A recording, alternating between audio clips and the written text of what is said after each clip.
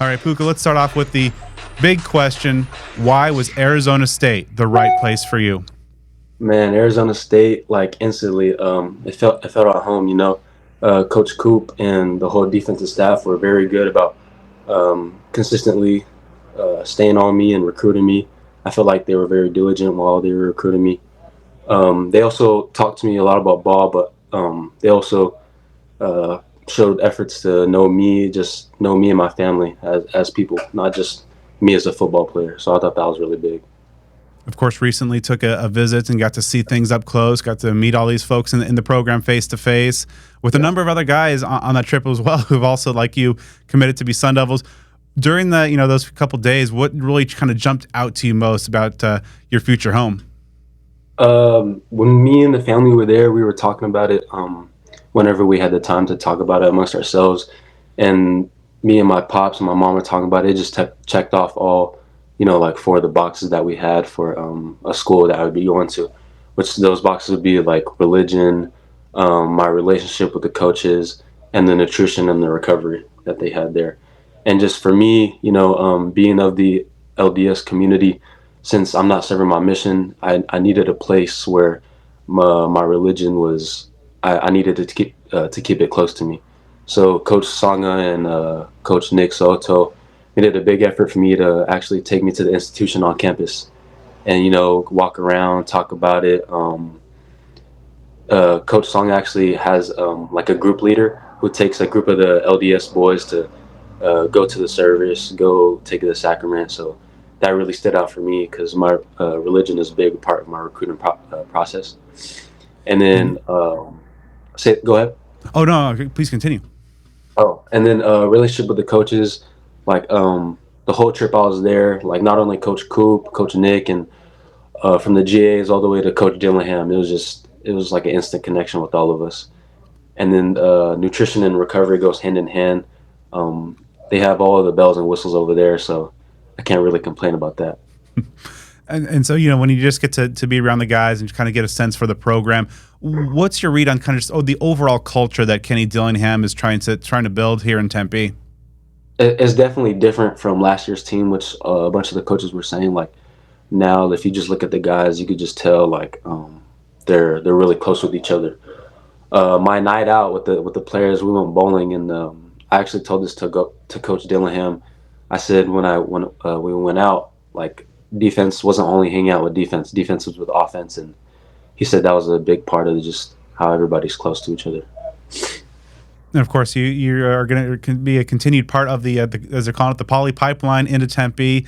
Just so many guys in the last couple classes are really kind of joining this program. What does it mean to you to kind of be a part of that poly pipeline, and what kind of impact do you think it has, or can have on this Sun Devil football roster?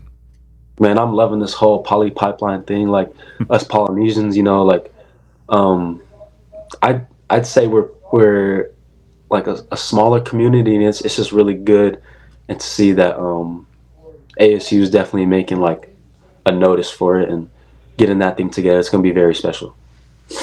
Getting to know Coach Dillingham throughout this process and ultimately making the decision to be a part of his program. What jumps out to you about Kenny? One of the younger coaches in the country, but a guy who's a ASU alum in his own right. So what kind of jumps out about what he's trying to do and his vision for the future of the program? I see he's definitely trying to build something great, and I told him that actually. And the first question I asked him when we had a meeting, when I walked into his room, was, "How open are you with the players? Like, is your door always open?" He's like, "Man, that shouldn't even be a question. Like, you shouldn't even ask me. Go ask the players." And later that day, I did go ask the players. And he's like, "Man, Coach Gillingham is one of the most down to earth people. He's very good at connecting with you individually and just on a different basis, not only football but at a personable level, which is for me and my family is huge." Your future in Tempe seems to be at linebacker. Of course, AJ Cooper, the position coach there. Getting to know him throughout the recruiting process, what kind of jumps out about Coach Cooper, and what stands out about what you think he'll be able to do for you in elevating your game? Coach Coop, he's been on me actually since my freshman year when he was at Washington State. I remember one of my spring practices. He had this big old iPad. It was just recording me the whole time, and just ever since then, he's always been in contact when he could be in contact with me, and just really making that relationship defined, and really being on me. And what he's doing right now, sitting in a couple of his meetings with the players, and like the individual meetings we had, I just learned a lot from him already. He teaches it easy for the players to learn. Like, not everybody learns physical, and not everybody learns like just on the board. So everybody's different. So what he's doing is pretty good. Getting to know ASU's defensive scheme, Brian Ward obviously likes to keep things pretty aggressive. What jumps out to you about how Coach Ward and Coach Cooper like to use the linebackers? What jumps out to me is they're putting us, Coach Ward and Coach Cooper are putting not only me but all the defensive players just in the right spot to make the plays, and for that it's huge because everybody has to produce to, get that defensive win. Now, give our listeners and our viewers a self-scouting report. What kind of skills do you bring to this football field? Just talking with Coach Coop, my skill set, my speed, and I'm pretty physical when it comes down to blowing up blocks and just making the big hits on the running back. And I could move around in space, so I think I'd be valuable to the ASU defense. I believe I saw something on your Twitter feed that recently you mentioning that speed, clocking in at, close to 21, 22 miles an hour there. Yeah, man, I'm trying to break that 21. As soon as I break that 21, I should be good. Obviously, ASU's made such a big effort in terms of recruiting Texas, but California has historically been the most fertile recruiting grounds for the Sun Devils. What do you think that a California guy, these Cali Devils are going to be bringing to this roster? Man, there's this big debate about who got the best football, so you already know what I'm gonna say. I firmly believe Cali does have the best football. We got some of the best competition, and it's not all the competition is not in one place. It's all spread out throughout the county. So I feel like all of us Cali Devils bring that edge to us to the table.